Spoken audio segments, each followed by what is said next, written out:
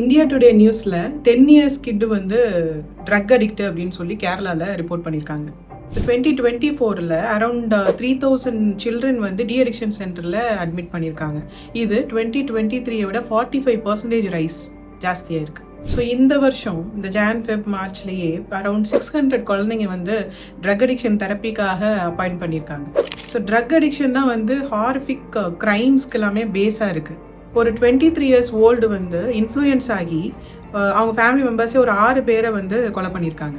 இப்போ டீனேஜர்ஸ் வந்து இந்த ட்ரக் சப்ஸ்டன்ஸுக்காக க்ரைமை வந்து எக்ஸ்சேஞ்ச் பண்ணுற மாதிரி சிச்சுவேஷன்ஸ் போயிட்டுருக்கு.